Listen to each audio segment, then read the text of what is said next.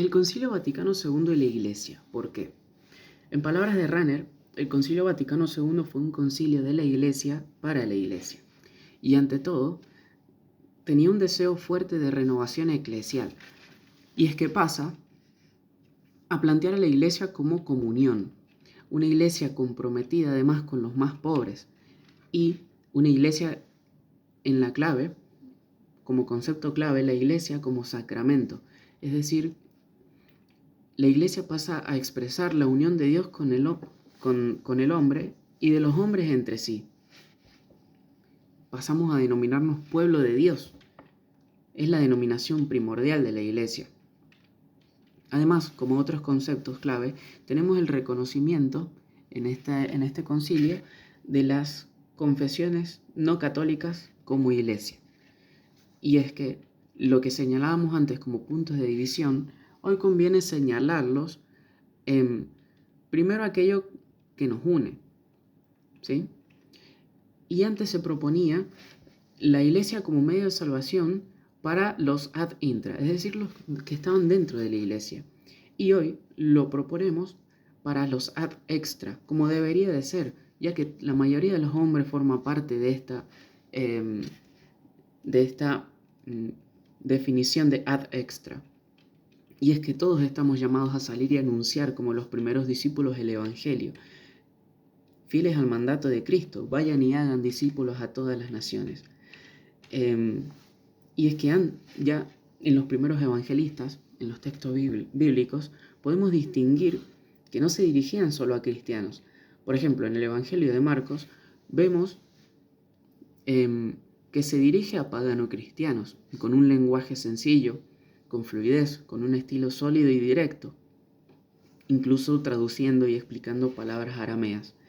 Luego tenemos el Evangelio de Mateo, que está orientado o lo redacta con el fin de expresarlo a judíos transformados al cristianismo. Por eso es que también toma muchas referencias al Antiguo Testamento. Luego, por ejemplo, tenemos el Evangelio de Lucas, que se dirige a gentiles, a paganos de origen griego, y les presenta la historia de la salvación, sin relatar las preocupaciones judías. Y luego tenemos el Evangelio de Juan, el último escrito que se escribe durante su exilio. Y este está condicionado por las características de este Evangelio. Es el más teológico de todos. Uno de los aspectos que más me llama la atención sobre el Concilio Vaticano II es esta postura de la Iglesia como comunión y un compromiso eclesial sobre los más pobres, los más necesitados, expresado en la Lumen Gentium. Entonces había pensado como propuesta evangelizadora el concientizar y formar al respecto de ser una iglesia comunidad y ser una iglesia al amparo de los más necesitados, ya que si un miembro sufre, todos lo hacemos junto a él. Y para estar al servicio de la iglesia y del más necesitado, tenemos que asumir nuestras responsabilidades como laicos, brindando ya no solo un refugio espiritual en la parroquia, sino también un refugio físico de tantas necesidades básicas como por ejemplo de comida, de abrigo, de hogar, pero también necesidades psicológicas en cuanto a tantos padecimientos que encontramos hoy en día en la sociedad.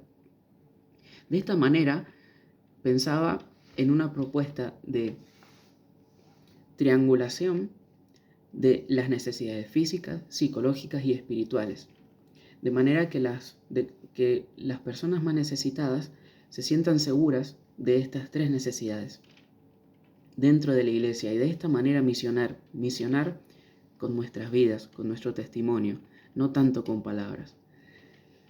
Y esto solo se va a lograr con la disposición solidaria de los dones de todos los laicos comprometidos, de todos los dones, las profesiones y carisma que cada uno pueda aportar, y que quizá pensemos que solo somos una gota de agua, pero el mar sería menos si le faltara esta gota, como dijo Santa Teresita.